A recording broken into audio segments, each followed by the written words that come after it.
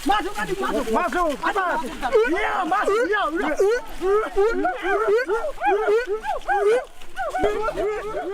Kayu besi rawa sepanjang 17 meter ini disiapkan untuk membuat salib. Melihat panjangnya, timbul pertanyaan, siapakah yang akan disalib?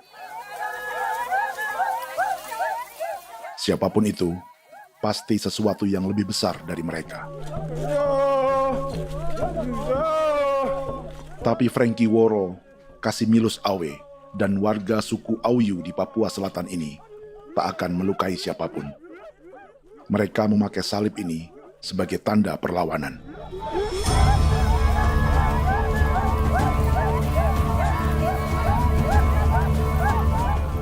Yang mereka lawan memang lebih besar, yaitu pemerintah Republik Indonesia. Pemerintah sedang mengincar 2,5 juta hektar hutan orang Papua untuk proyek tanaman industri pangan dan energi.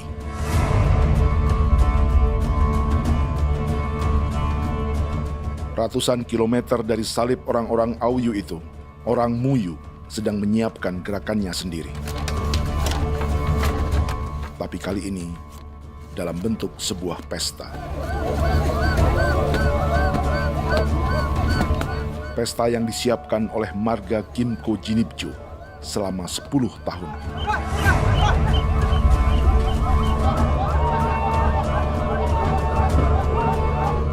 Sosok di marga ini adalah Willem Kimco, orang asli Papua yang tak punya kartu identitas kewarganegaraan manapun.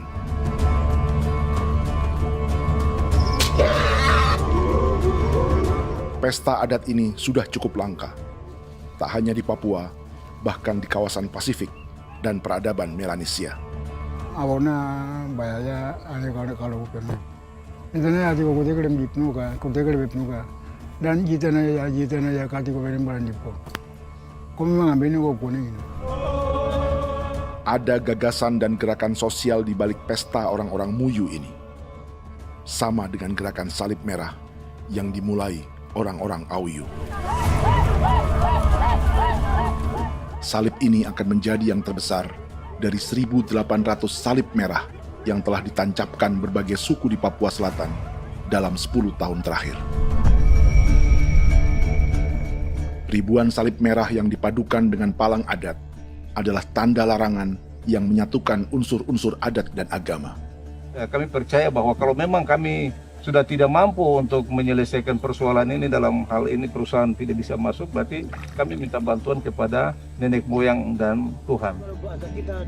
Atribut perang orang Auyu ini diukir atau dilukis, digambar di batang salib ini dengan tujuan bahwa kami larang dengan sangat keras. Jadi apabila siapapun, baik dari antara kita sendiri yang melanggar batas ataupun pihak lain yang mengganggu keselamatan hak tanah adat kami, maka kami siap untuk melakukan ancaman perang. Salib-salib ini tidak ditancapkan di halaman-halaman gereja, melainkan di tanah dan hutan adat, di dusun-dusun sagu, dan di tempat-tempat yang disakralkan. Sebab 1.800 palang adat dan salib ini memang bukan semata tentang agama, tapi untuk mencegah negara dan perusahaan memasuki tanah dan hutan adat mereka. Papua bukan tanah kosong.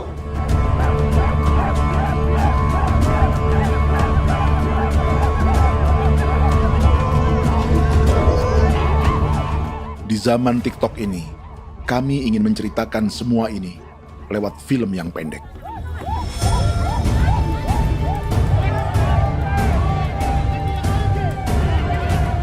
Tapi kami jelas gagal.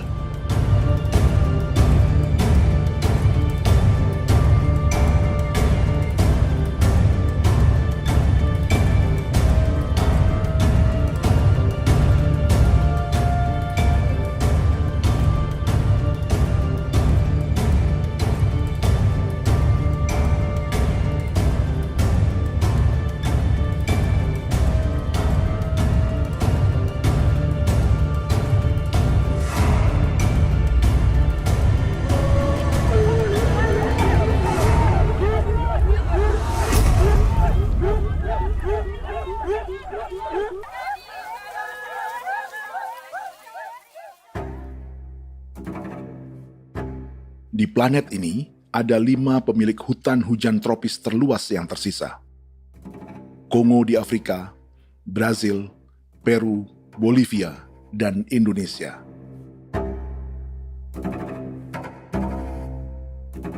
Di Indonesia, satu-satunya pulau yang hutannya masih terjaga adalah Papua, pulau terbesar kedua di dunia setelah Greenland. Lewat sejarah kolonialisme yang panjang, pulau ini kini dikuasai 2 negara. Bagian barat oleh Indonesia yang juga dikenal sebagai West Papua, dan bagian timur menjadi Papua Nugini. Dan tepat di perbatasan ini, di bagian Indonesia, sedang terjadi proyek pemusnahan hutan terbesar di dunia.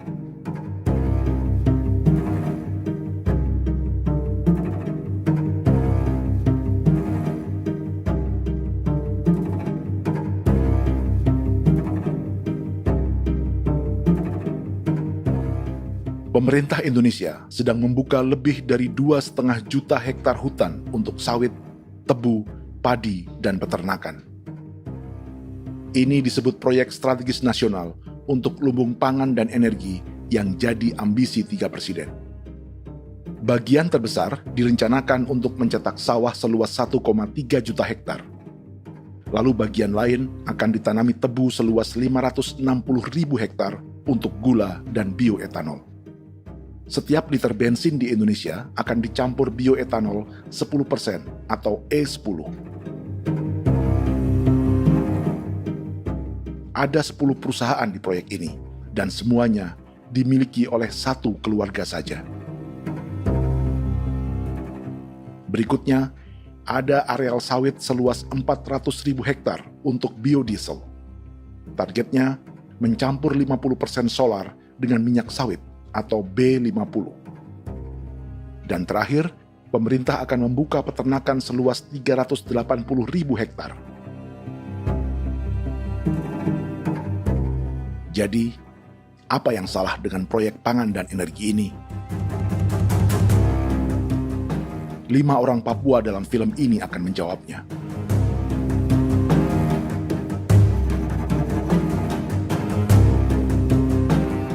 Yang pertama adalah Yasinta Moiwen dari suku Marin.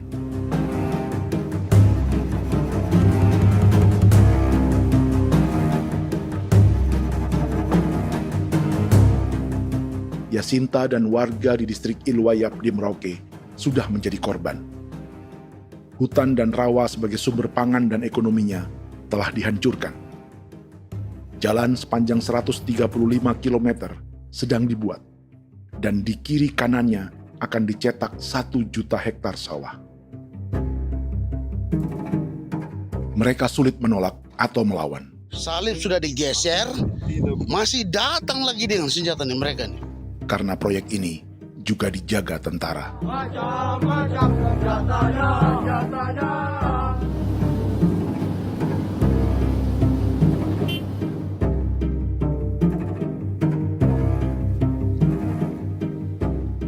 Yang kedua adalah Natalis Buer di distrik Tanah Miring, Merauke. Petani milenial ini merasa ditelantarkan. Sebab setelah hutannya diubah menjadi sawah, sebagian sawah-sawah ini tak tergarap. Orang asli Papua seperti Natalis tak punya modal untuk benih, pupuk, perawatan, hingga ongkos panen.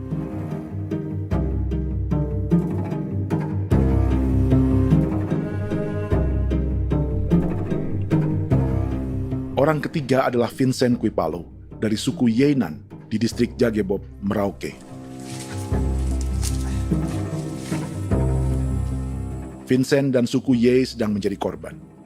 Hutan adat orang-orang Ye sedang dihancurkan untuk perkebunan tebu dan bioetanol.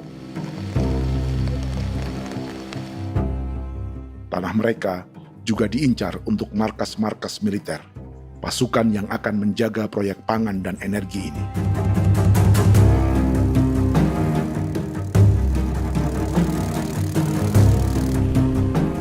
Yang keempat adalah Frankie Woro dari suku Auyu di distrik Fofi, Kabupaten Bovendigul. Hutan dan tanah mereka terancam perluasan perkebunan sawit untuk campuran biodiesel atau B50.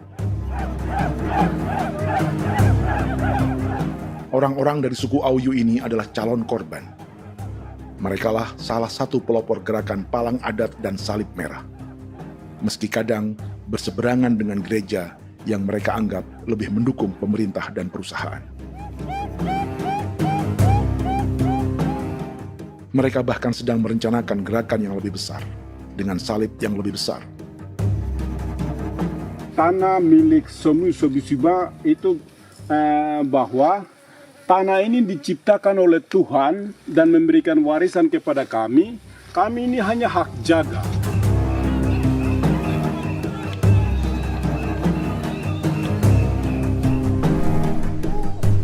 Sosok kelima adalah Willem Kimco dari suku Muyu di Bovendigul.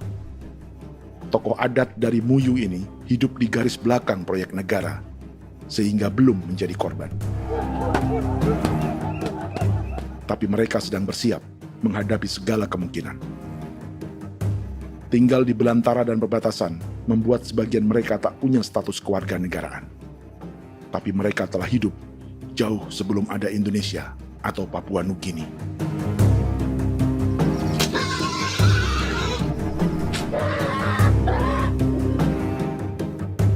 Kelimanya mewakili jutaan orang asli Papua yang sedang terancam eksistensinya. Jika kita merasa kepunahan peradaban Neanderthal di Eropa, Aztec dan Inca di Amerika, atau aborigin di Australia adalah sejarah masa lalu, film ini menceritakan bagaimana pemusnahan sebuah bangsa dan kepunahan sebuah peradaban sedang terjadi di masa hidup kita. Kepunahan bukan karena kerusakan lingkungan dan ruang hidup semata, juga karena dihantam 60 tahun operasi militer.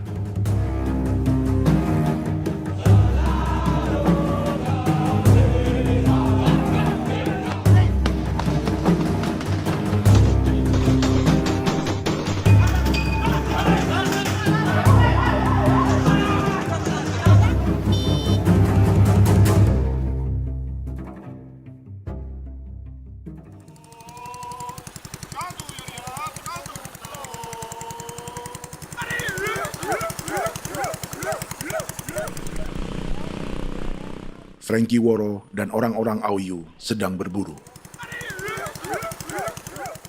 Tapi lokasi perburuan mereka mulai dikuasai perusahaan perkebunan sawit.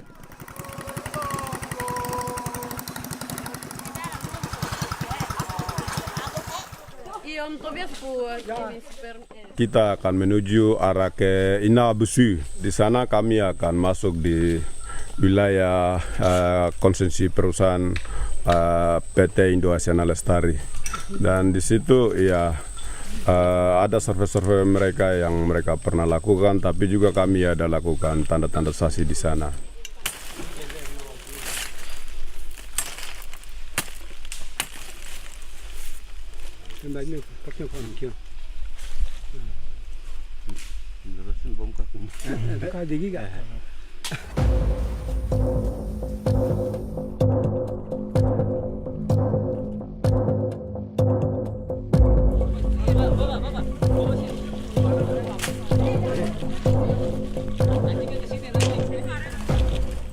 Dapat dengan yang induknya, tapi karena induknya dia lari dan terlambat kerja, akhirnya yang bisa kita dapat dia punya anak ini saja. Ini kalau pakai bahan kayak hasil.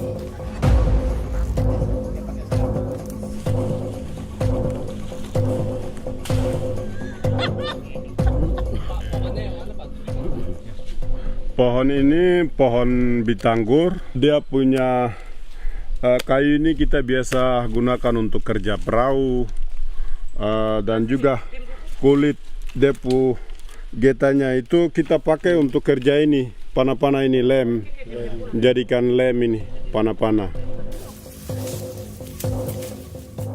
Hutan ini adalah supermarket bagi suku Auyu. Juga lumbung pangan atau bank untuk menyimpan deposito kekayaan alam. Hutan juga tempat yang penuh dengan sejarah suku, situs budaya, dan tempat-tempat sakral. Inilah yang sedang mereka pertahankan dari incaran pemerintah dan perusahaan. Untuk semua alasan ini, mereka menancapkan ribuan salib merah.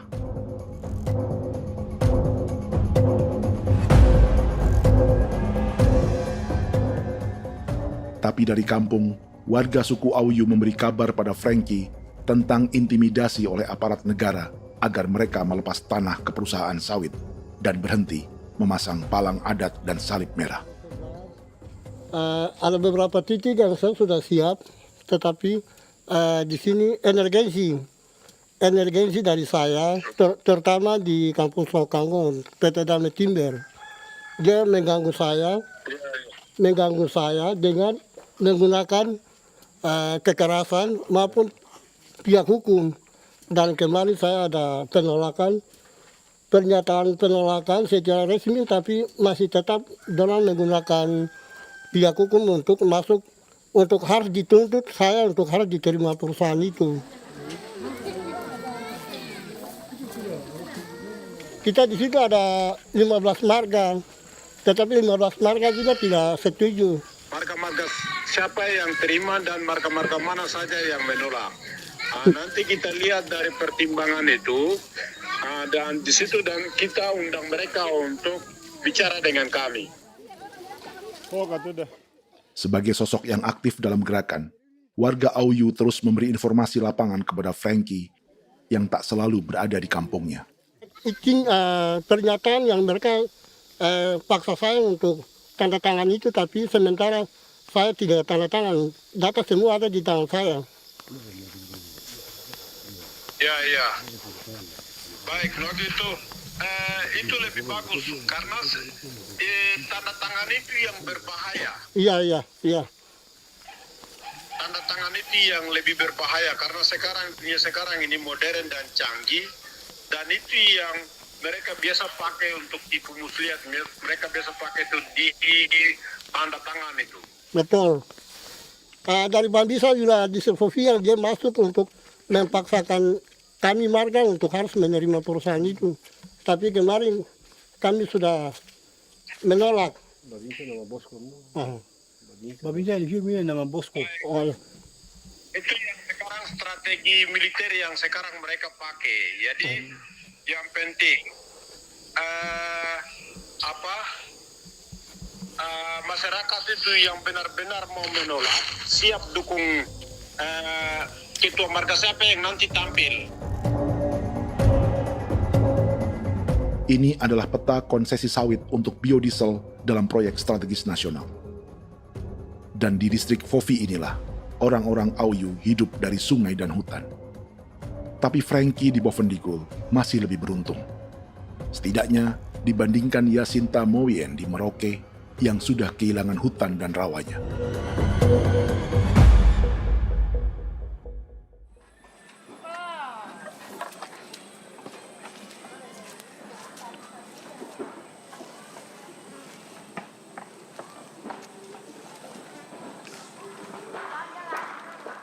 Yasinta dari suku Marin adalah petani sayur di Kampung Wanam, distrik Ilwayap, Merauke.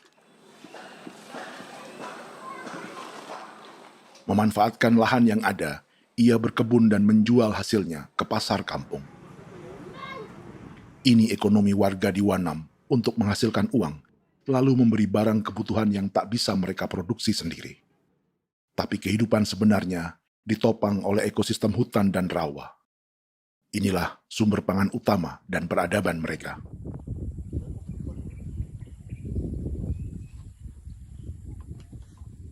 Namun ketenangan ini diusik ketika tiba-tiba pada Mei 2024, di Pelabuhan Wanam datang ratusan alat berat untuk proyek pangan dan energi pemerintah.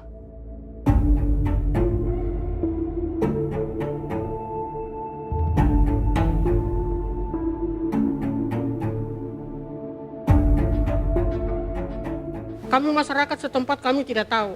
Kami kaget pagi-pagi kapal sudah ada di pelabuhan kami.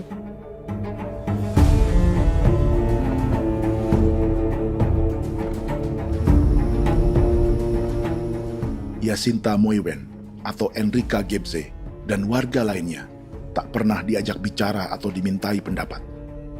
Seakan-akan Papua adalah tanah kosong. Kita suka kaget yang dong bawa turun alat berat dong bawa turun, kita kaget masyarakat. Dorang subongkar itu kayu-kayu.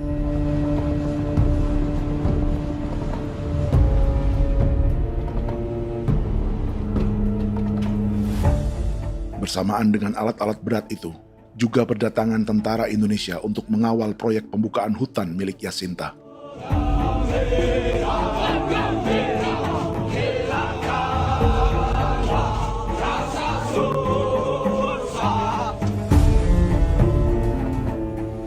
Ribu alat berat didatangkan dari Cina ke Papua oleh perusahaan bernama John Lin Group sebagai kontraktor pemerintah. Ini disebut sebagai pesanan eskavator terbesar di dunia dengan nilai 4 triliun rupiah. Misinya membuka hutan dan rawa milik orang Marin, salah satunya untuk membangun jalan sepanjang 135 km. Sementara di kiri kanannya akan dicetak sawah yang ditargetkan seluas 1,3 juta hektar. Jalan berupa garis lurus ini bukan rute tradisional ekonomi masyarakat. Jalan ini akan menghubungkan kawasan perkebunan sawit dan tebu di sebelah timur, juga untuk mobilisasi pasukan militer. John Lin Group adalah perusahaan yang dimiliki Andi Samsudin Arsyad atau yang dikenal dengan Haji Isam. Sebagian orang mengenalnya sebagai pengusaha yang hobi balapan mobil.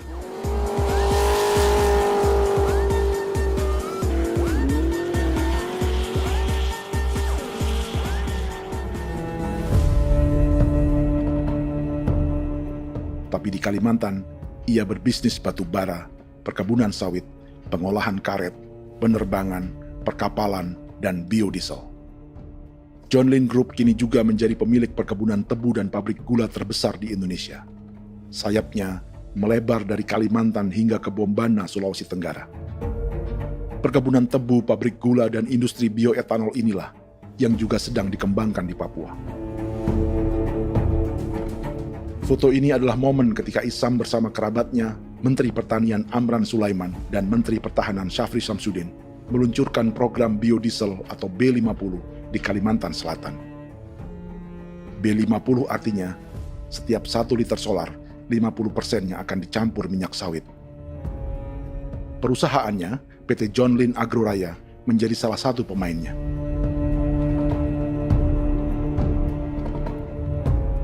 Sepanjang tahun 2025, saham PT John Lin Agroraya pernah naik hingga 700%.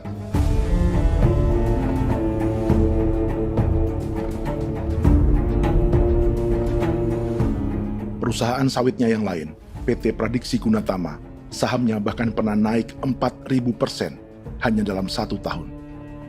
Dari harga saham ini saja, nilai kekayaan keluarga Isam diperkirakan mencapai 100 triliun rupiah lebih, menjadikannya salah satu keluarga terkaya di Indonesia dan salah satu pemain penting industri bioenergi. Dan di Papua Selatan inilah sebagian sawit-sawit untuk mendukung program B50 akan ditanam. Inilah tanah orang-orang Wambon, Muyu, Marin, Yei, atau Auyu seperti Frankie Ward.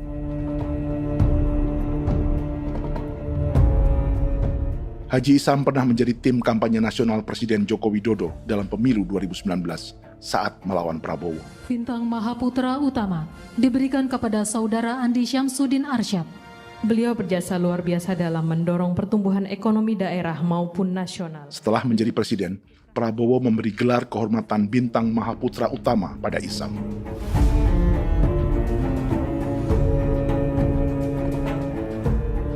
Sejumlah menteri Prabowo, juga kerabat dan orang-orang yang pernah bekerja di perusahaan Isam.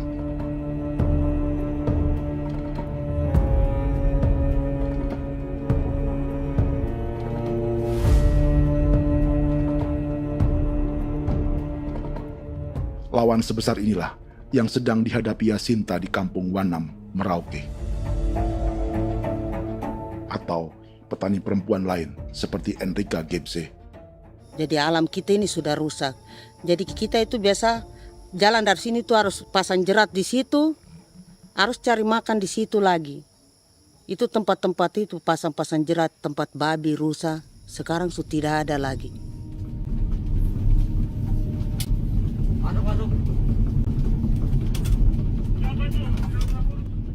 Rekaman ini memberi gambaran bagaimana Kasuari kehilangan rumah di bekas hutan dan rawa yang telah dibabat.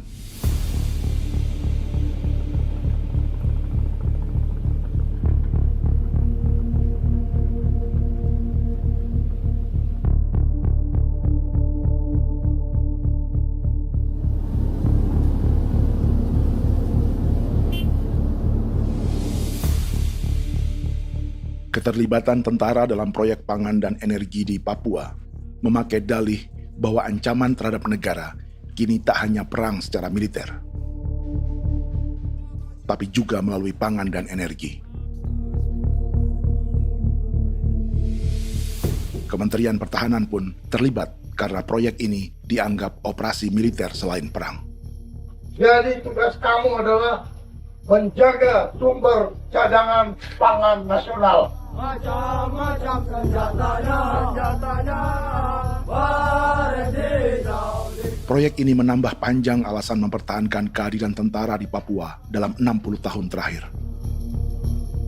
Saat ini, jumlah tentara Indonesia di Papua mencapai 56.000 personel, atau ada 1 tentara untuk setiap 100 orang Papua. Bandingkan dengan rata-rata nasional, di mana hanya ada 1 tentara untuk 696 penduduk Indonesia. Itu belum termasuk polisi. Artinya, 1 orang Papua dijaga lebih banyak senjata dari rata-rata penduduk Indonesia. Tanah dan hutan diambil secara sepihak untuk kepentingan pembangunan batalion dan bandar antariksa. Ini bentuk perampasan masyarakat. Penolakan kehadiran markas-markas militer terjadi di sejumlah tempat di Papua. Tak hanya karena trauma dan ketakutan, juga karena mengambil tanah-tanah adat.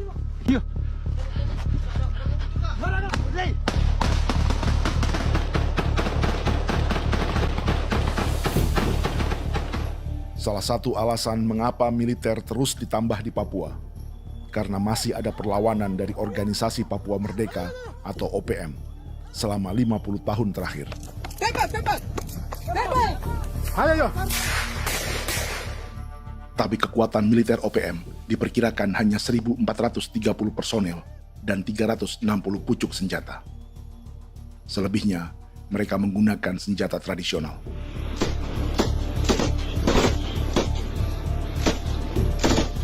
Dengan demikian, kekuatan tentara dan polisi di Papua 58 kali lebih besar dari gerilyawan Organisasi Papua Merdeka.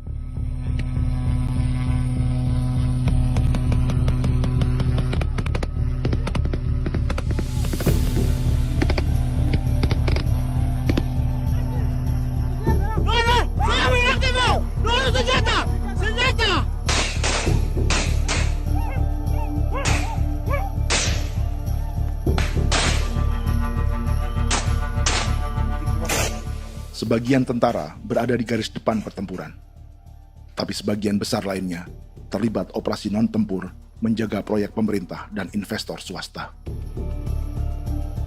Seperti Batalion Infanteri Teritorial Pembangunan di distrik Jagebob, Merauke ini. Lokasinya bersebelahan dengan konsesi lahan tebu untuk gula dan bioetanol milik PT Murni Nusantara Mandiri. Baik perusahaan maupun markas militer, keduanya mengambil hutan milik suku Ye dari marga Kuipalo. Tapi orang datang tanam ini saja di sini, tanam papan nama ini. Victor Kuipalo menunjukkan apa yang terjadi. Jadi kita juga kaget ini. Nah, kalau ini papan nama ini memang ini papan nama ditanam tapi bukan haknya mereka yang ini. Ini hak kami di sini, hak dusun kami, marga Kuipalo yang punya hak dusun ini. Setelah memasang patok, alat berat mulai bekerja untuk membangun markas militer di tanah orang Ye.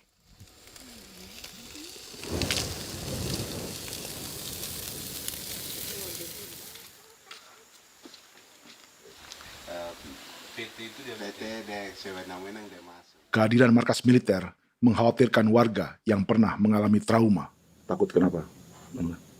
Kalau macam yang awal macam sekarang bu kampung hidup ini kan aman. Terus kenapa harus didirikan korem di sini? Bukankah dengan adanya Korem semakin aman ada tentara di sini? Kalau untuk kampung kayaknya tidak bisa aman kalau ada tentara, paling masyarakat dipukul itu ini. Kalau kampung hidup begini malah saya sejahtera dan saya punya masyarakat. Apa pernah ada pengalaman buruk sebelumnya dengan tentara di daerah sini? Ada yang cerita waktu pos-pos di sini tuh di 13, 12 itu zaman katanya Patimura. Memang kasihan. Malah kita punya orang ini yang dianiaya betul, dipukul. Disuruh kerja bakti tidak mau atau lama mencari, namanya kita pangkur sagu itu butuh waktu 1 minggu. Kalau lama begitu ya paling diseret apa pukul itu. Operasi militer Indonesia di Papua dimulai tahun 1962 lewat Operasi Trikora. Tapi perlawanan bersenjata pertama di Papua baru dilakukan tahun 1965 di Manokwari. Nanti tanggal 1 Mei jam 12.30 pemerintahan di Irian Barat mutlak akan jatuh di tangan.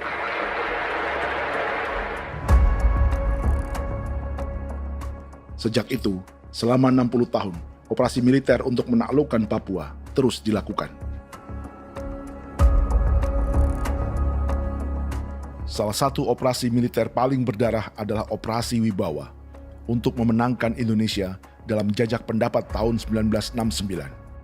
643 orang tewas di Paniai. Lalu disusul 4.146 korban tewas antara tahun 1977 hingga 1978.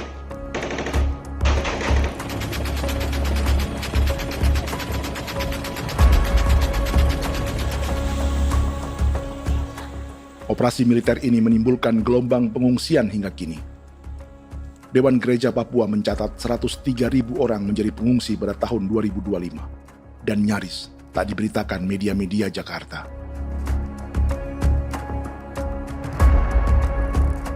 Jumlah pengungsi terbesar tercatat di Nduga yang mencapai 20.000 jiwa. Banyak di antaranya yang sedang hamil, seperti Jubiana, salah satu pengungsi Nduga. O tagarik mesikagi be muguruk berselari di namen wane gosel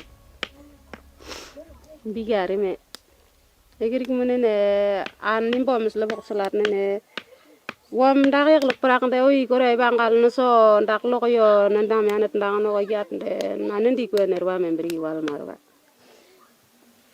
egirik mener wa tri bel no semana o ngal siya kaya ber kumbik nyak masala ore na me wo gosuluk ri namen wani go semane kuman nak wani wani ndemo golok ndak mesri namen bre golok wanak no semana ne nebe minit waru ra kana bi nindige war de mino pragit de laina bulan Maret April yana mana kantan barak na lire na bam ne Jubiana lalu menamai anaknya Pengungsi Kogoya. Selain Jubiana, juga ada Emma dari Maibrat yang melahirkan di hutan. Sampai di kampung gini, katanya bilang ada tentara yang bangun jembatan. Nah, capek itu juga pun masih tahan. Kembali lagi ke hutan lagi. Seperti itu sampai saya jatuh di tengah jalan. Orang sampai terbanting di kayu semuanya. Berasa sakit begitu. Melengkapnya tuh Domika Serli, pengungsi Wako. Masyarakat sipil dari kampung Aitrem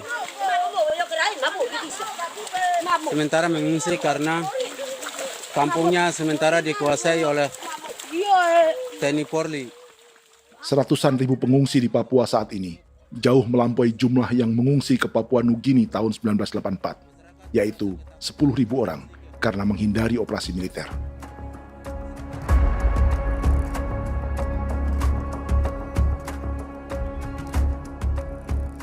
Bersamaan dengan operasi militer, eksploitasi sumber daya alam Papua juga dilakukan sejak masuknya tambang emas dan tembaga Freeport pada tahun 1967.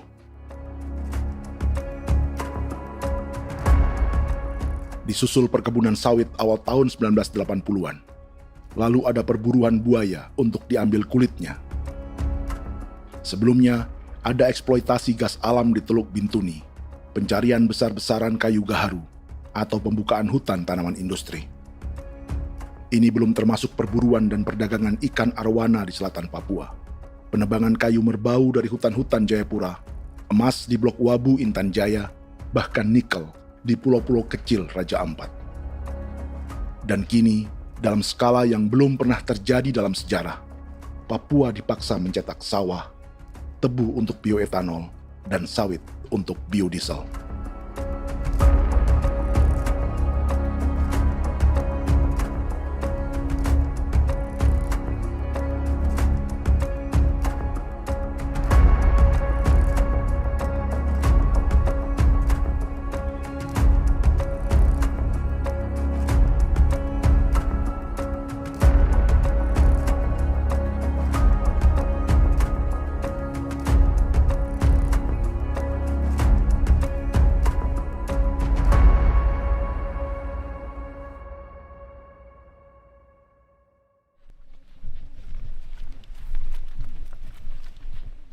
Inilah yang sedang menimpa keluarga Vincent dan Victor Kuipalo di Merauke.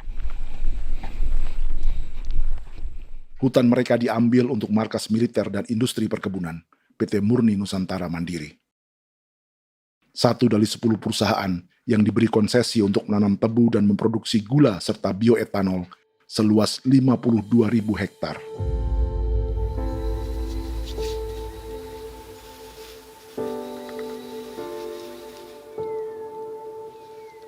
Perusahaan ini dianggap mengambil hutan dan tanah orang-orang Ye, terutama marga Kuipalo, yang memiliki hak adat terhadap 2.300 hektar hutan.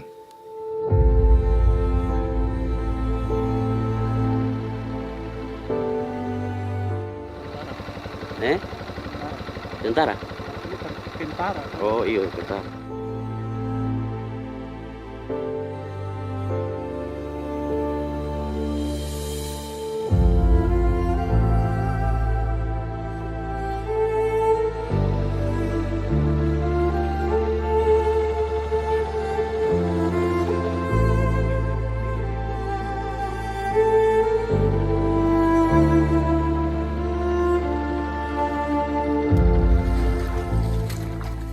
Keluarga Kuipalo sedang melihat apakah perusahaan semakin mengancam tanah mereka.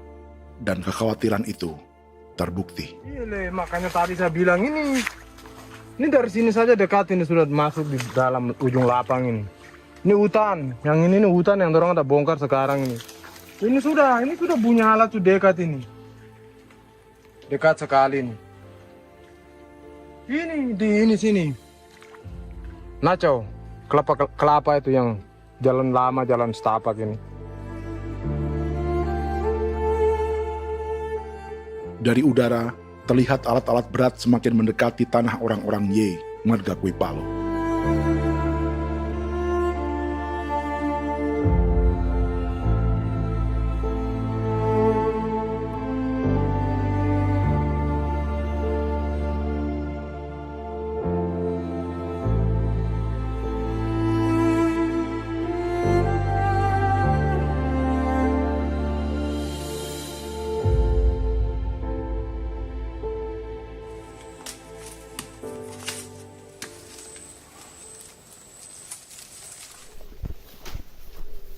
Keesokan harinya, Victor dan kerabatnya memberi tanda cat merah di pohon-pohon yang berada di batas tanah mereka.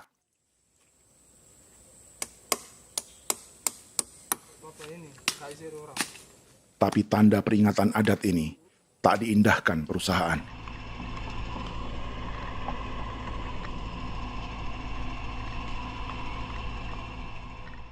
Dua bulan kemudian, perusahaan tetap memasuki tanah marga Kuipalo. Sama. Kami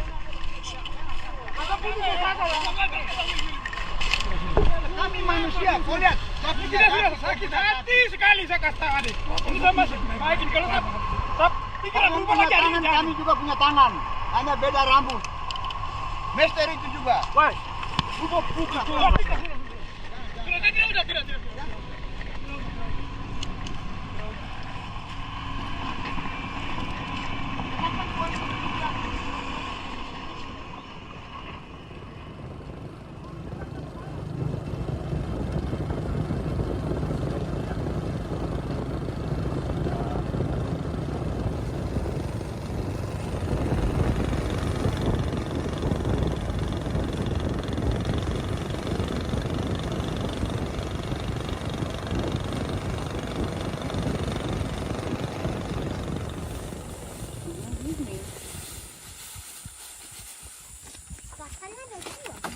masuk sini.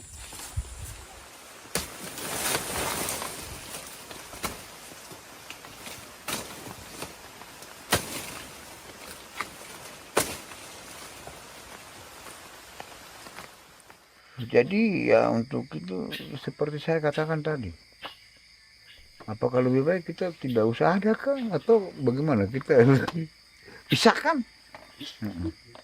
pisahkan dari negara ini kah? Jangankan tuh, saya kemarin bicara sama Daniel, datang sama saya dengan persoalan Kodam ini. Saya bilang Pak Daniel, kalau lebih baik saya ngungsi ke Papua Nugini. Dia bilang, aduh Bapak jangan begitu. Ya memang, kalau tidak bisa menghargai kami, lebih baik pilihan yang itu yang saya memilih. Lebih baik saya pindah dari sini. Saya mengungsi ke Papua Nugini, di negara tetangga. Masih di laut. Apa? Oh, ini. Saya bilang sama Kapolsek, Pak, Agustus ini, 17 Agustus saya tidak kasih naik bendera merah putih. Saya bendera ada, nanti saya taruh di meja. Bendera saya ada. Karena saya punya pikiran percuma kita ini merasa bahwa kita hidup di bawah naungan merah putih. Ternyata merah putih tidak lindungi kami. Tidak anggap kami sebagai kami rakyatnya. Dia lambang negara. Dan kami menghargai lambang negara itu. Ternyata lambang negara ini, kita bernaung di bawah lambang negara ini, kita tidak dilindungi. Hak kita tidak dihargai.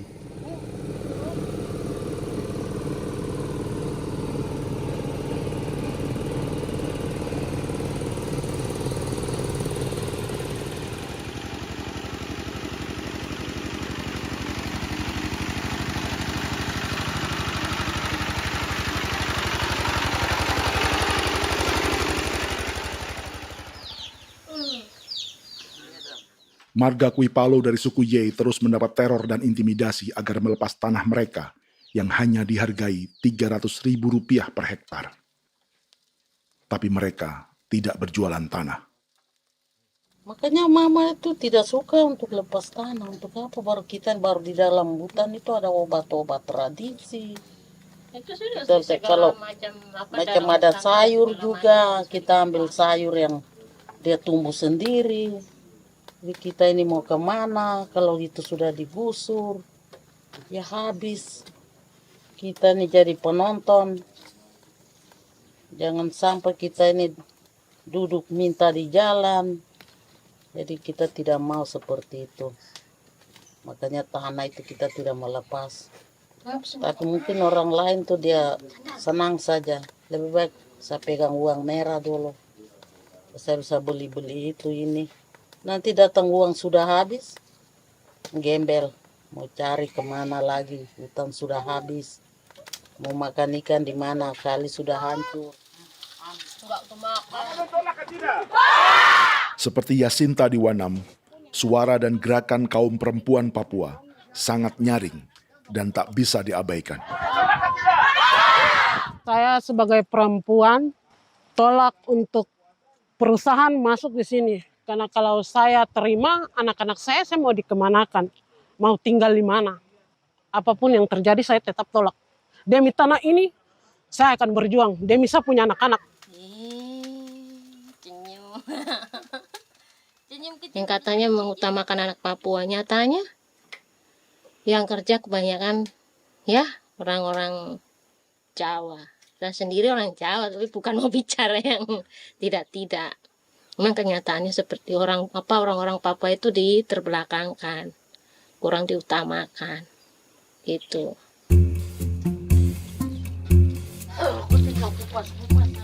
Proyek food estate seperti mencetak sawah, bukannya tak diikuti warga Papua.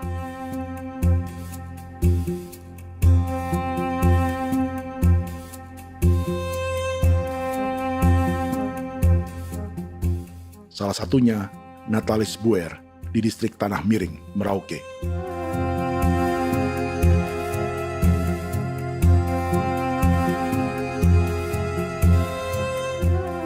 Setelah menghabisi hutan, pemerintah Indonesia mencetak sawah untuk tanaman padi karena beras mulai menjadi makanan pokok menggantikan sagu. Sebagian besar penggarapnya adalah warga transmigran yang datang sejak era 1980-an. Bahkan petani transmigran sudah ada sejak Belanda membuka proyek padi kumbe di distrik Kurik. Lokasi yang sering jadi langganan pejabat Indonesia memamerkan sawah di Papua. Tapi Natalis juga ingin belajar menanam padi atau bersawah.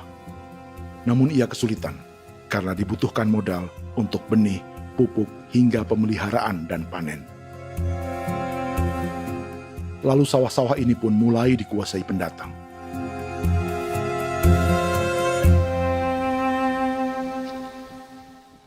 Tapi sejauh ini di kampung kami ini yang saya lihat memang ada kelompok kami punya di sini yang sudah tergabung dalam Gapoktan, kemudian masuk dalam optimalisasi lahan. Tapi menurut saya anak asli yang punya lahan di sini. Mereka tidak punya. Pemerintah dalam hal ini adalah Kementerian Pertanian bersama-sama Kementerian Pertahanan yang dalam hal ini pada garis di bawahnya adalah TNI Angkatan Darat, memberikan support yang maksimal kepada masyarakat khususnya di Merauke dalam rangka. Saya kemarin habis 9 juta. 9 juta ya? Iya, 9 juta karena dia sudah tidak dipakai toh. Ya. Perempuan Papua seperti Filomena juga mau bertani. Pemerintah memberi bantuan Rp900.000 per hektar lewat program optimalisasi lahan atau OPLAH. Tapi dibanding biaya produksi dan harga jual gabah, Filomena mengaku berkali-kali rugi dan kini memutuskan tak lagi menggarap sawahnya. Terus kita harus cari uang untuk kombe. Betul. Karung kita beli. Karung beri sendiri lagi. Tenda kita beli. Ini dari yang offline ini don tidak siapkan. Tidak ada. Tidak ada ya, jadi mama don sendiri. Itu yang saya udah bilang, 900.000. Itu modal untuk kerja sawah ini. Mulai dari kerja sampai nanti panen. Panen. Wih, ngeri sekali. Iya, lucu toh? Tidak dapat itu. Betul, Mam. Kalau disuruh tanam ubi berhektar-hektar, mari datang. Kita tahu cara rawatnya bagaimana, iya. Tanamnya bagaimana, tanam model bagaimana supaya hasilnya model begitu. Kita tahu. Kalau yang ini kan kita baru belajar. Sebagian hutan milik warga Senayu di Merauke sudah dibuka untuk sawah dan kebun tebu oleh PT Global Papua Abadi.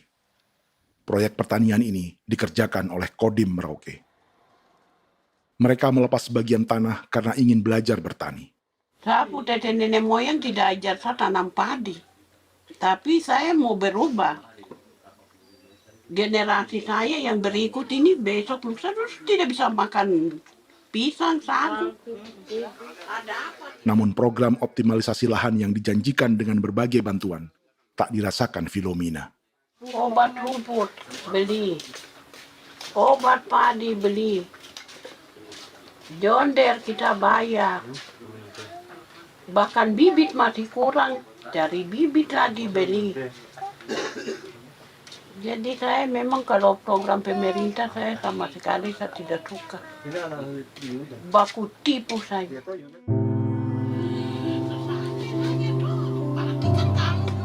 Mereka merasa ditinggalkan sendiri, jatuh bangun belajar bertani padi. Sementara sumber pangan dan air yang semula mudah didapat, kini telah berganti sawah dan kebun tebu. Dulu kita masih bisa jalan, nanti masak di kali, pakai air kali. Minum pakai air kali. Sekarang, kok mau masak? Tidak ada air. Air sudah susu, mau minum tidak bisa. Sudah dengan obat. Drone semprot tebu itu saja drone. Drone yang semprot. Saya lihat di itu. Jadi kita bukan drone yang terbang di atas untuk disemprot. Iya, itu semprot obat. Dong lempar pupuk di bawah ya dia mengalir ke kali. Mengalir ke kali, ke rawa-rawa.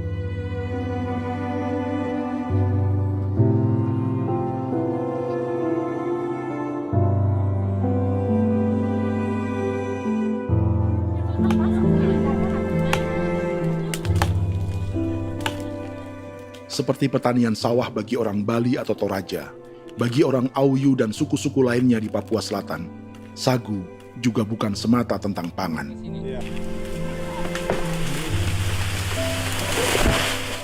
Bagi orang Auyu dan Marin, sagu adalah kerabat, sosok orang tua, sosok nenek moyang yang harus dijaga dan dilindungi. Lagi bikin apa mama ini mama? Pakai toko itu sagu.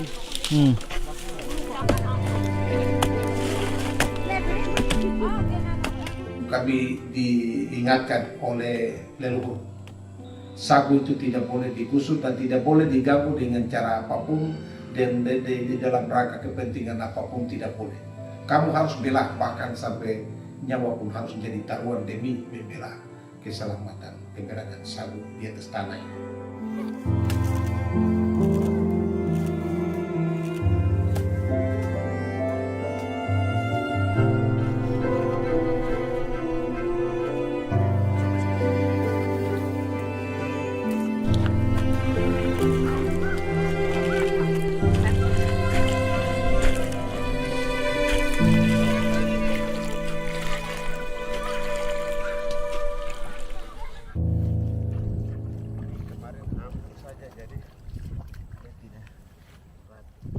Menurut Natalis, pemerintah di Jakarta mendefinisikan lumbung pangan semata urusan beras dan mencetak sawah. Sebenarnya orang Papua itu bukan tidak bisa bertani. Kami tanam ubi itu bagian dari pertanian. Nah, pertanian yang dimaksud oleh pemerintah itu harusnya selalu, itu kalau bisa pemerintah harus spesifikkan. Pertanian apa yang dimaksud? Pertanian tanam padi atau pertanian tanam ubi, petasan dan lain-lain. Ini yang harus dispesifikkan dulu. Begitu, sehingga tidak menjustifikasi kami orang asli Marin bahwa kami tidak bisa bertani. Bukan. Kami buka kebun besar-besar di sana, bahkan bermeter-meter, ratus-ratus meter pakai sekop, bukan pakai ekskavator, tapi ini pakai sekop. Itu pertanian, begitu. Bagi Natalis, alih-alih memaksimalkan sawah-sawah yang sudah ada untuk petani Papua, pemerintah selalu membuka hutan baru, seperti dikerjakan perusahaan John Lynn Group dan melibatkan tentara. Padahal, sejarah keterlibatan militer dalam proyek food estate atau cetak sawah adalah sejarah kegagalan yang bertubi-tubi 4 presiden selama 30 tahun terakhir.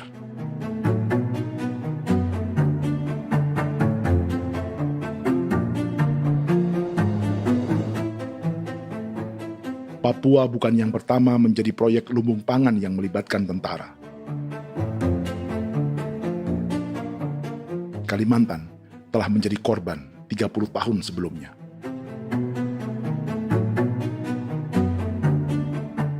Ini adalah bekas hutan yang sudah dibuka di Pulang Pisau, Kalimantan Tengah. Tahun 1996, di era Presiden Jenderal Soeharto, ia menghabisi 1 juta hutan di lahan gambut untuk mencetak sawah demi memenuhi ambisi swasembada beras, bukan swasembada pangan. Hutan tropis Kalimantan dihabisi dalam skala yang belum pernah terjadi dalam sejarah.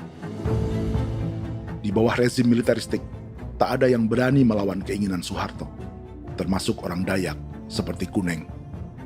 Nggak bisa dihalangi itu. Nggak boleh dihalangi. Ya kalau ada kata-kata aja menghalangi, sudah kita diseret ke kepolisian dulu. Atau bisa langsung di PKI-kan. Iya, di PKI-kan gitulah. Jadi kita tuh nggak berani apa-apa dulu tuh. Ya. Apa maunya aja. Misal bilangnya A. Setahun setelah pengundulan hutan skala besar itu, tahun 1997, untuk pertama kalinya Kalimantan mengalami kebakaran lahan dan kabut asap terbesar dalam sejarah.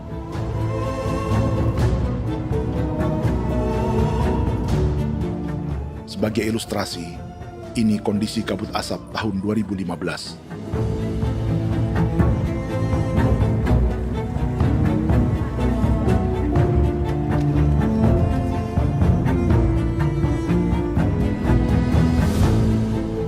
Proyek 1 juta hektar sawah Jenderal Soeharto itu gagal. Bendungan dan saluran irigasi mangkrak hingga kini. Mei 1998, rezim Soeharto tumbang. 2 tahun setelah ia menumbangkan jutaan hektar pohon di Kalimantan. Setiap tahun, lokasi ini menyumbang kebakaran dan kabut asap yang merugikan jutaan orang. Sawah yang berhasil di Kalimantan justru bukan sawah yang dibangun Jenderal Soeharto, melainkan yang dirintis para transmigran sejak era 1980-an. Sawah-sawah inilah yang ikut digarap oleh militer di era Presiden Joko Widodo. Dan hasil dari proyek food estate Presiden Jokowi itu sama sekali jong nih, nggak ada harapan lagi sudah seperti ini. Tapi Jokowi terus memperluas area food estate hingga 16.000 hektar. Presiden Jokowi juga menyerahkan urusan lumbung pangan ini kepada Prabowo yang saat itu menjadi Menteri Pertahanan. Salah satunya di Kabupaten Gunung Mas, Kalimantan Tengah, untuk membuka perkebunan singkong seluas 31.000 hektar. Food estate singkong Jenderal Prabowo ini dimulai dengan membuka 600 hektar hutan di Tawai Baru. Proyek singkong untuk bioetanol ini pun dijaga tentara. Dan seperti Jenderal Soeharto, proyek Jenderal Prabowo ini pun gagal.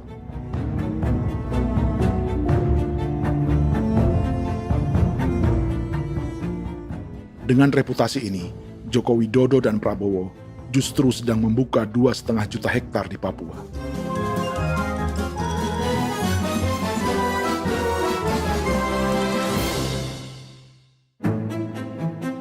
Setelah Jenderal Soeharto, Presiden Jenderal Susilo Bambang Yudhoyono juga mencoba membuka food estate di Papua sejak tahun 2010.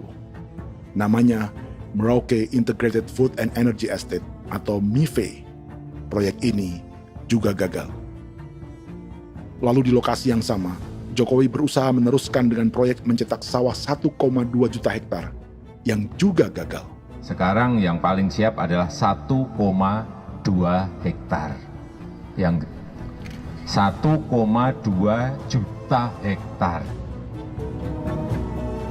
Dan kini, Prabowo yang pernah gagal dengan 600 hektar singkong di Kalimantan justru akan mengulangi di Papua dengan skala 2,5 juta hektar.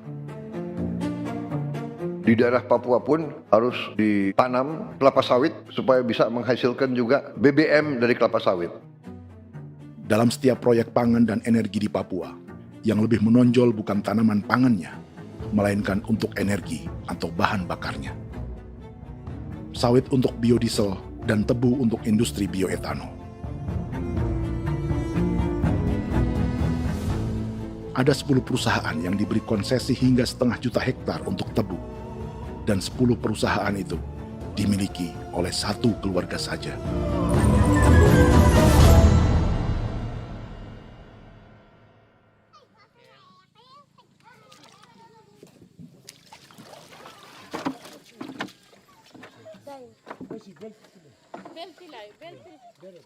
Para perempuan Auyu di Bovendigul akan berangkat memancing.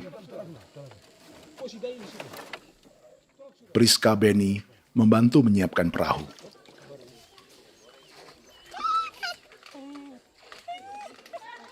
Mereka akan mengumpulkan bahan pangan di hutan untuk persiapan acara penancapan salib merah berikutnya.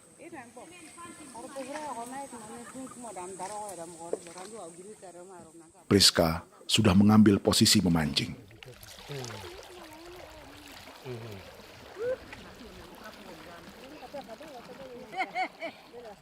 1.800 salib merah telah dipasang di wilayah adat berbagai suku di Papua Selatan untuk menghalau perusahaan sawit dan tebu.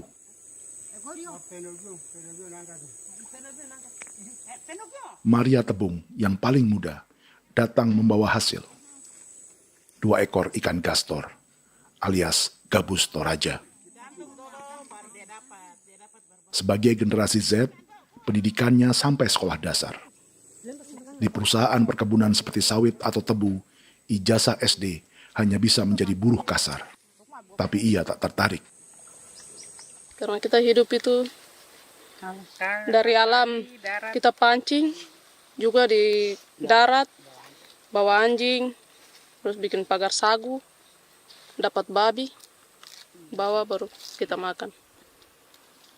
Jadi kita tidak mau perusahaan masuk. Kita tidak akan terima. Sementara Priska Beni masih mencari peruntungan. Tapi baginya, menjadi nelayan di Sungai Fofi masih lebih baik daripada bekerja 9 tahun di perkebunan sawit. Sudah pengalaman, jadi kita tidak mau lagi. Seberapa lama ketika kerja itu? Selama di sana. 9 tahun di sana. 9 tahun? Saya baru pulang dari perusahaan. Selama 9 tahun kerja di sawit, bisa punya rumah kah? Atau Tidak. motor kah? Tidak. Johnson kah? Tidak. Cuma makan saja. Pendapatan juga kan tidak lebih. Habis dimakan.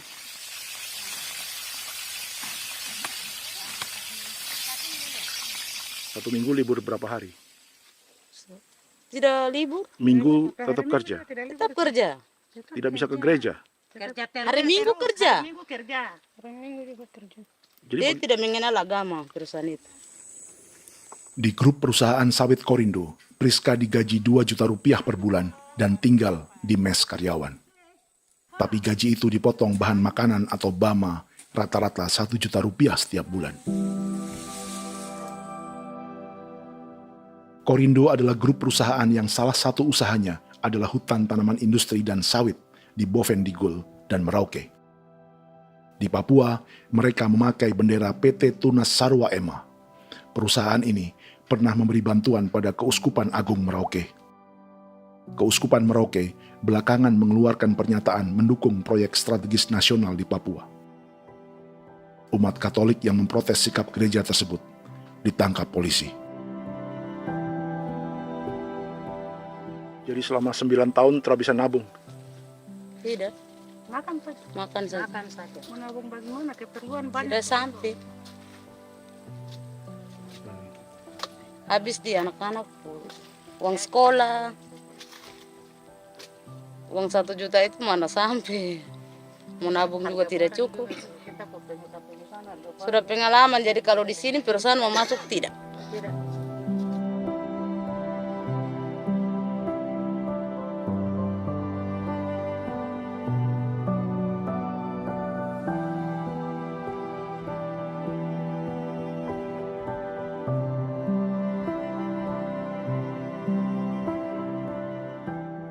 Dan menu makan siang seperti ini agaknya sulit bagi buruh sawit atau tebu yang digaji 2 juta rupiah per bulan. Generasi Z seperti Maria Tebung atau generasi milenial seperti Priska Beni punya matematika ekonominya sendiri. Sawit untuk biodiesel atau tebu untuk bioetanol tak akan ada bedanya bagi mereka.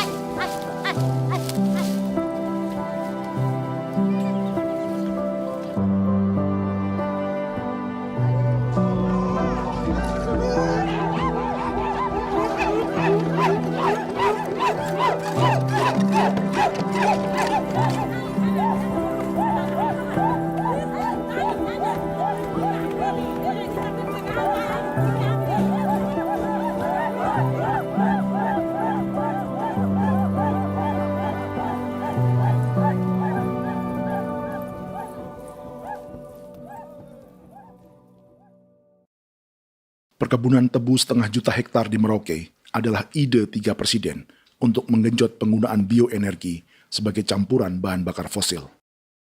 Selain swasembada pangan, swasembada energi di daerah Papua pun harus ditanam kelapa sawit supaya bisa menghasilkan juga BBM dari kelapa sawit.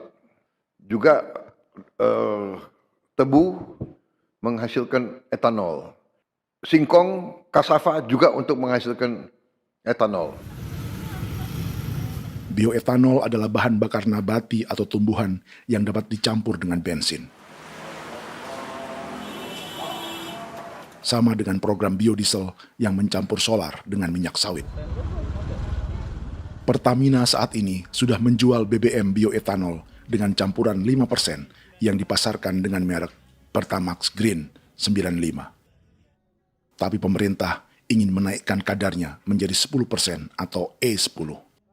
Maka ke depan kita akan mendorong untuk ada E10. Kemarin malam sudah kami rapat dengan Bapak Presiden. Bapak Presiden sudah menyetujui untuk direncanakan mandatori 10% etanol. Idenya untuk mengurangi ketergantungan pada bahan bakar fosil yang diimpor dan menimbulkan polusi.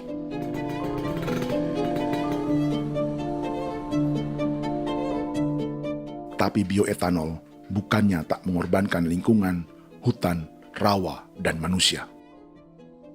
Karena program E10 membutuhkan 7,3 miliar liter bioetanol, maka lahan yang dibuka untuk menanam tebu bisa mencapai 1,3 juta hektar. Sementara saat ini, luas perkebunan tebu di Indonesia hanya 500 sampai 600 ribu hektar. Artinya, butuh lahan baru hingga 800 ribu hektar untuk menanam tebu. Dan 500 ribu hektar diantaranya sedang dibuka di Papua. Hutan yang tadinya untuk menumbuhkan pangan, berubah jadi tanaman untuk bahan bakar di jalanan. Kecepatan pulihnya hutan beradu dengan jumlah dan kecepatan kendaraan di jalanan.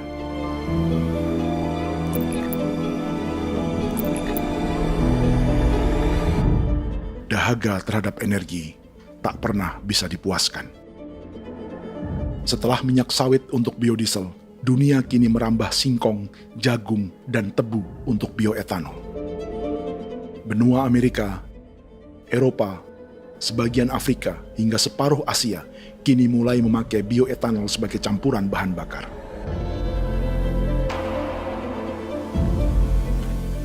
Selain perebutan lahan, masa depan dunia juga dibayangi semakin mahalnya harga pangan karena persaingan antara perut manusia dengan tangki kendaraan.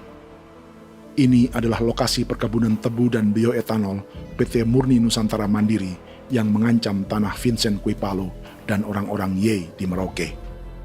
Beberapa kilometer di selatan adalah PT Global Papua Abadi yang mengancam tanah orang-orang Muyu dan Marin. Dua perusahaan ini adalah bagian dari 10 perusahaan yang mendapat konsesi lahan untuk tebu dan bioetanol di Merauke. Batas konsesi mereka bahkan sama dengan batas negara Indonesia dengan Papua Nugini. Salah satu ciri bahwa peta konsesi ini dibuat di Jakarta dari atas meja. Sama seperti kolonial Inggris dan Belanda ketika mereka membagi Pulau Papua dengan garis lurus pada abad 19. Seakan Papua adalah tanah kosong. Bedanya, meski peta konsesi ini mengatur batas 10 perusahaan, tapi perusahaan-perusahaan ini sebenarnya dimiliki oleh satu keluarga saja.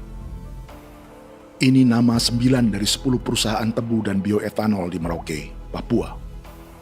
99% saham mereka dimiliki sebuah perusahaan bernama PT Merauke Nusantara Manis. Sementara 1% sisanya dimiliki PT Merauke Gula Mandiri. Tapi saham kedua perusahaan ini dimiliki PT Merauke Sugar Group. Dan perusahaan ini 90% sahamnya dimiliki pengusaha bernama Angelia Bonaventure Sudirman serta perusahaan bernama Zico Trust dan Resource Harvest. Lalu 10% lainnya dikuasai PT Papua Energi Abadi yang pemiliknya adalah Dudi Christian dan Angel Madeline. Sekarang, mari kita lihat siapa mereka. Angelia Sudirman adalah keponakan dari salah satu konglomerat sawit Indonesia, Martias Fangiono. 9 perusahaan di Papua ini berada di bawah bendera Merauke Sugar Group. Dan Merauke Sugar Group hanya satu dari 7 grup perusahaan milik keluarga Fangiono.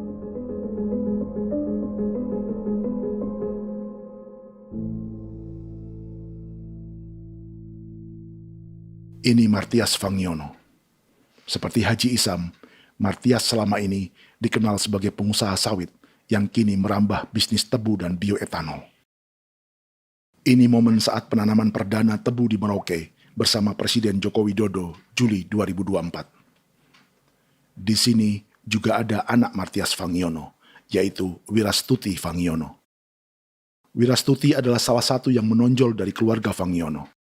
Tahun 2025, Forbes mencatatnya sebagai konglomerat termuda dengan kekayaan 23 triliun rupiah yang mengendalikan 2 grup usaha, FAP Agri dan Surya Dumai Industri. Keduanya adalah perusahaan sawit dan biodiesel. Anak dan bapak ini adalah investor utama bagi Jokowi dan Prabowo untuk proyek tebu dan bioetanol di Papua. Sementara yang ini adalah mertua Sitorus, pemilik raksasa agribisnis dunia, Wilmar International, yang juga memegang konsesi sawit di Papua lewat berbagai perusahaan. Tapi mertua kini memakai bendera baru, yaitu KPN Corporation atau Karunia Prima Nastari. KPN inilah yang memiliki kelindan bisnis dengan keluarga Fangiono untuk proyek tebu Merauke. Apalagi grup Wilmar yang didirikannya juga pemain gula utama di Australia. Tahun 2010, Wilmar membeli 100% saham perusahaan gula terbesar Australia, Sucrogin. Akuisisi senilai 1,5 miliar dolar Amerika ini langsung menjadikan Wilmar pemain tebu terbesar kelima dunia. Sebagian bibit tebu yang ditanam di Merauke adalah varietas yang dikembangkan Lembaga Riset Gula Australia atau Sugar Research Australia. Sugar Research Australia lalu menjalin kontrak pengembangan bibit dengan PT Global Papua Abadi milik Fangiono. Tapi masalahnya, Sugar Research Australia adalah badan publik yang tugasnya memajukan petani tebu dan sebagian dananya berasal dari pajak warga Australia. Itu artinya, warga Australia membiayai pengembangan bibit tebu untuk investor dan pemerintah Indonesia. Dokumen ini menunjukkan bahwa lembaga yang dibiayai warga Australia itu pernah memiliki kontrak penyediaan bibit dengan PT Global Papua Abadi milik keluarga Fangiono. Kontrak itu baru berakhir pada November 2024. Artinya, saat Presiden Jokowi dan keluarga Fangiono menanam bibit tebu pada Juli 2024 ini, kontrak itu masih berlaku. Nama lain dalam keluarga ini adalah Siliandra Fangiono, yang pada tahun 2024 dijuluki Raja Sawit Termuda dengan kekayaan 39 triliun rupiah dalam catatan Forbes. Ia mengendalikan grup First Resources. Secara umum, keluarga Fangiono memiliki 20 perusahaan di Sumatera, 32 perusahaan di Kalimantan, 1 di Jakarta, 2 di Singapura, dan 25 perusahaan di Papua. Di Papua, perusahaannya tersebar dari Sorong, Mapi, hingga Merauke. Para politikus dan pejabat Indonesia terus membesarkan konglomerasi, meski Martias Fangiono pernah divonis 1,5 tahun penjara karena kasus pembalakan liar dan kebun sawit ilegal tahun 2007. Sementara tahun 2022, Wilmar terlibat kasus korupsi ekspor minyak sawit dan divonis mengembalikan kerugian negara 11,8 triliun rupiah. Tumpukan uang ini disebut sebagai pembayaran dari grup Wilmar yang diterima secara simbolis oleh Presiden Prabowo pada Juni 2025 lalu. Tapi peran raksasa biodiesel dan bioetanol dunia ini belum akan surut di Indonesia. Bahkan sebaliknya.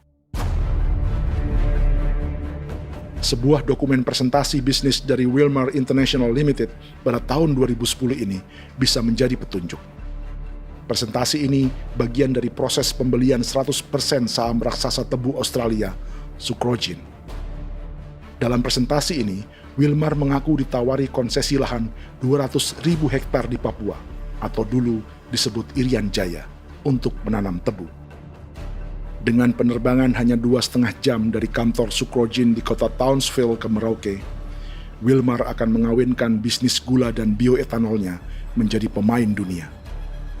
Dan lokasi yang diincar oleh Wilmar adalah distrik Ilwayap di Merauke, kampung halaman Yasinta Moiwen. Dan persis disinilah, 14 tahun kemudian, ribuan eskavator John Lynn Group milik Haji Isam mulai membuka hutan sebagai kontraktor pemerintah. Presentasi dan gagasan ini dibuat oleh Wilmar pada Juli tahun 2010. Sebulan kemudian, Agustus 2010, pemerintah Presiden Susilo Bambang Yudhoyono meluncurkan proyek Lumbung Pangan dan Energi Merauke atau Merauke Integrated Food and Energy Estate. Targetnya membuka lahan 1 juta hektar dalam 5 klaster yang masing-masing 200.000 hektar. angka yang sama dengan presentasi Wilmar. 5 tahun kemudian, 2015, giliran Presiden Joko Widodo yang mau melanjutkan proyek pangan dan energi 1,2 juta hektar.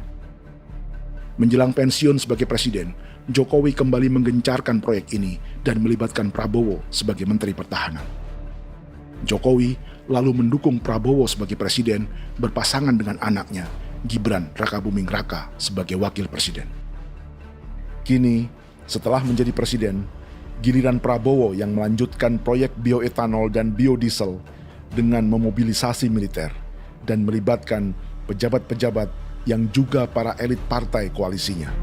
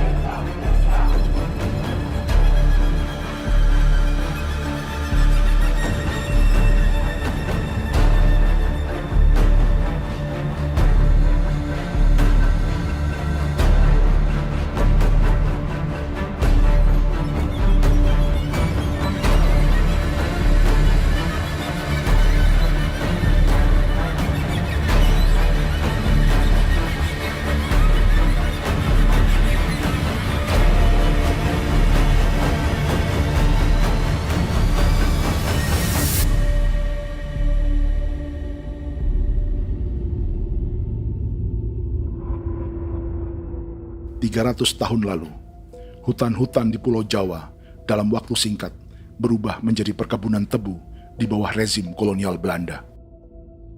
Orang Jawa menjadi buruh dan petaninya dipaksa menanam tebu. Dari kolonialisme dan politik tanam paksa itu, Belanda memperkaya negara dan para investornya. Tak puas membuka hutan untuk perkebunan di Jawa dan Sumatera, kolonial Belanda menanam tebu hingga di Suriname dan mengerahkan ribuan orang Jawa sebagai buruh pada tahun 1890. Inggris yang sudah menguasai negara seluas India dan Papua Nugini pun masih menanam tebu jauh di tengah Samudra Pasifik, di tanah orang-orang Fiji. Lalu memindahkan puluhan ribu orang India menjadi buruh di sana. 200 tahun sebelumnya, ratusan ribu orang Afrika bahkan diperbudak untuk bekerja di perkebunan-perkebunan tebu Spanyol dari selatan Eropa hingga Karibia, Kuba, atau Jamaika. Jika dulu tebu menjadi gula atau emas putih, kini cerita kolonialisme tebu berlanjut di Papua untuk bahan bakar nabati atau bioetanol. Dan seperti semua cerita tentang kolonialisme, akan ada yang berpesta dan ada yang membayar. Dalam setiap cerita pesta kolonialisme, baik di Jawa, Karibia, atau di Papua, selalu melibatkan para elit lokal, dari pejabat, perwira, hingga agamawan. Tapi dalam setiap kolonialisme, juga selalu ada cerita tentang mereka yang mempertahankan diri dan melawan.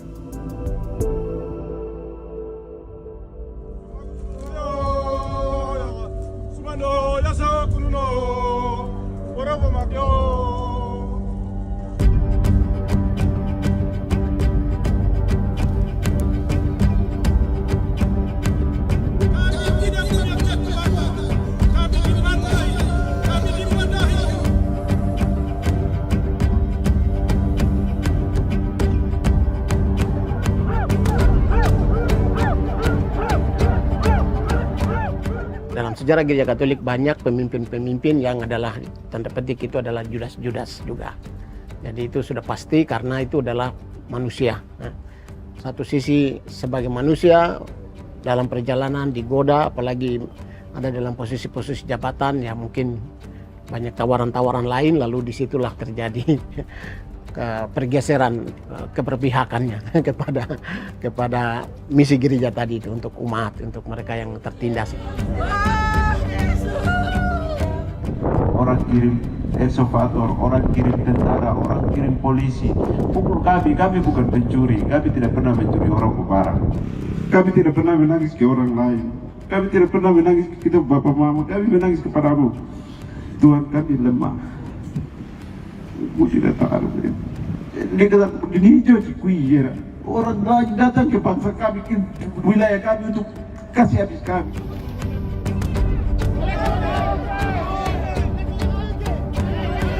Ya Hakimam Dehi, Ya Hakimam Dehi, Bono Ya Hadikul Dehi, Bono Ya Hadikul Dehi. Kita buat sasi seperti begini untuk menolak perusahaan apapun yang masuk di tanah kami. Kalau kita kasih, kita bikin rusak sekarang, kita punya generasi berikutnya mau dapat kemana. Jadi kita nyatakan sikap di sore hari ini, kami tolak. Apa yang dilakukan pemerintah untuk PSN adalah kejahatan. Pemerintah bagian dari kejahatan, aktor perusak dan pembunuh terhadap negara, terhadap alam, hutan, terhadap manusia. Jadi negara jadi aktor pembunuh. Jadi Pilatusnya siapa? Negara, pemerintah Jakarta ini. Tanah Wiu bukan kosong. Masyarakat adat kami masyarakat. Perusahaan tolak. Lihat asal.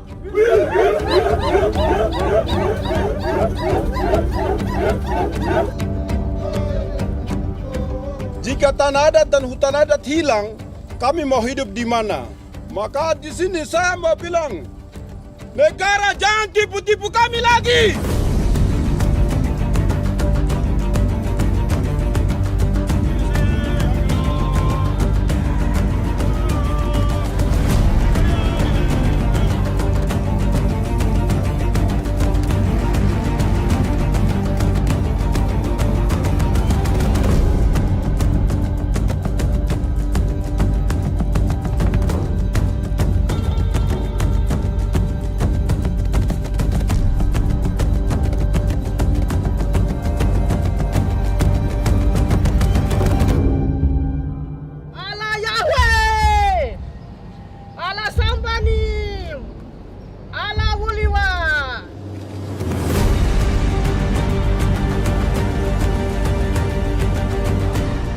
Kalau kami dianggap orang Papua itu bagian daripada Republik ini, tolong hargai kami.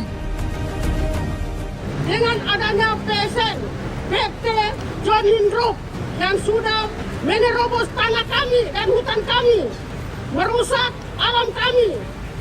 Itu yang kami datang ke Jakarta jauh-jauh dari Papua. Kami mau bersuara kepada Bapak Presiden Prabowo Subianto, di mana keadilan untuk masyarakat Papua. Tolong lihat masyarakat Papua yang sudah mati. Kami bersepakat menyatakan, 1. Gereja-gereja di Indonesia mendukung masyarakat adat yang menolak proyek strategis nasional di tanah Papua. 2. Gereja-gereja di Indonesia menolak militerisme dan otoritarianisme di Indonesia.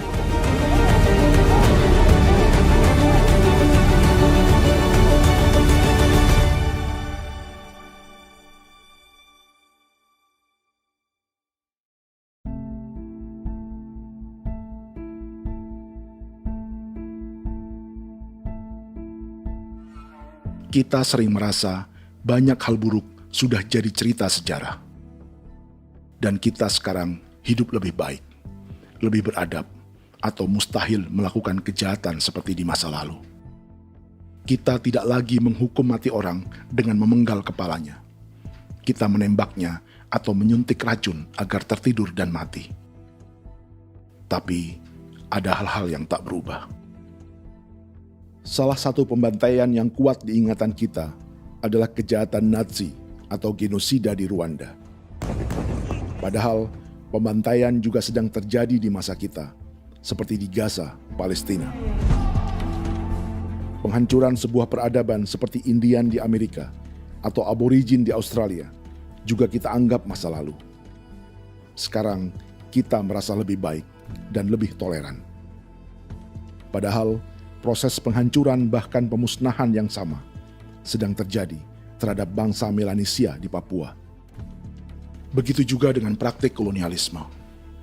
Kita merasa penjajahan seperti dilakukan Portugis, Inggris, atau Belanda sudah menjadi sejarah. Dan Indonesia tidak mungkin menjajah. Padahal itulah yang sedang terjadi dan dirasakan di Papua.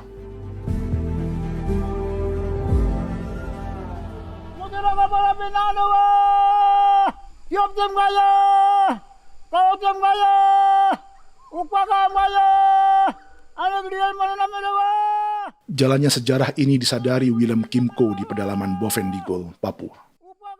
Hidup terpencil dan tak tersentuh urusan negara bukan berarti selalu aman.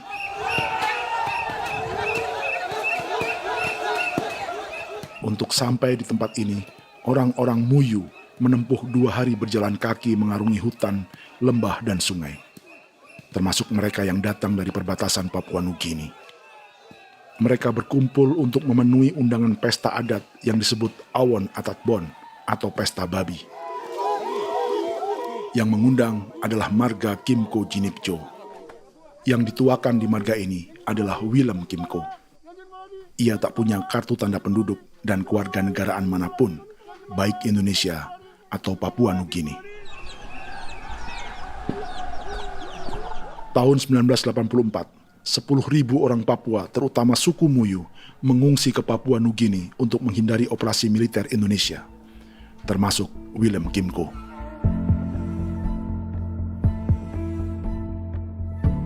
Apa yang membuat pesta adat ini istimewa? Apa bedanya dengan acara serupa yang dihadiri pejabat, tokoh agama, LSM, atau yang direkam oleh kru televisi dan konten kreator? 13, 14, 15, 18. Pertama, untuk membuat pesta babi, orang Muyu perlu persiapan selama 10 tahun. Sebab, babi-babi yang akan jadi bagian dari pesta ini tak boleh dibeli, alias harus dipelihara sendiri. Babi-babi ini bukan bantuan pejabat pemerintah, gereja, atau LSM.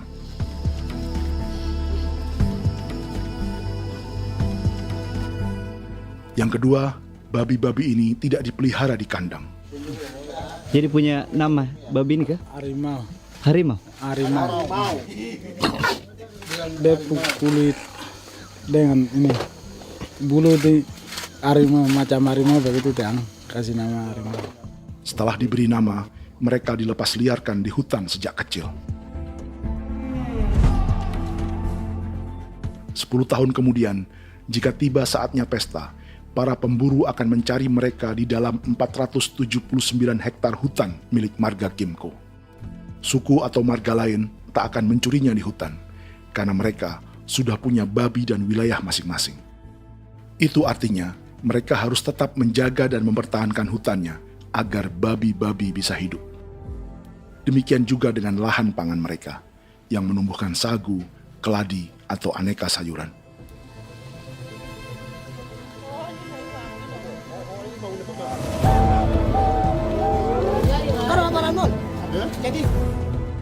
Yang ketiga, dalam Awon Atatbon atau pesta babi, binatang ini tidak dimakan secara gratis. Setiap marga atau klan dalam suku Muyu akan membayar jerih payah tuan rumah menjaga hutan dan memelihara babi.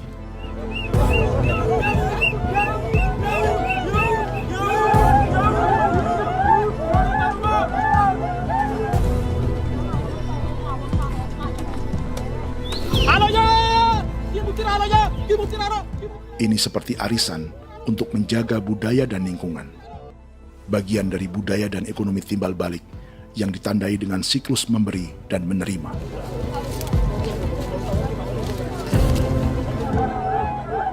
Ini juga cara orang Muyu membangun dan memperluas aliansi.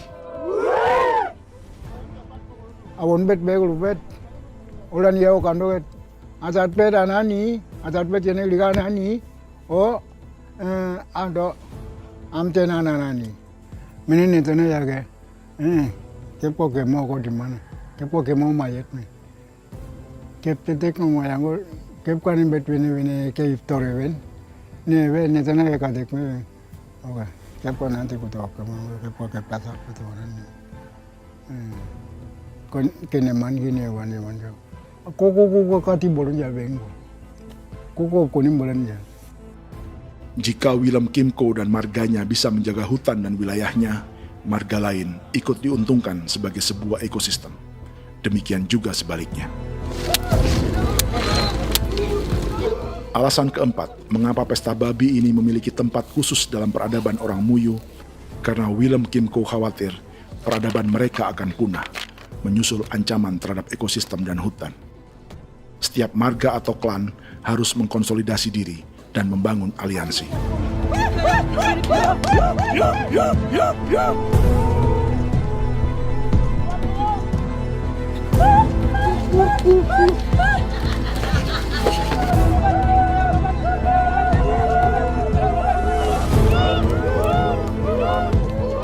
Kekhawatiran Willem dan orang-orang Muyu tak berlebihan. Ruang hidup mereka bersinggungan dengan proyek bioetanol dan biodiesel pemerintah Indonesia. Mereka juga tahu apa yang telah dan sedang menimpa suku lain seperti Auyu di Bovendigul atau Yainan dan Marin Anim di Merauke.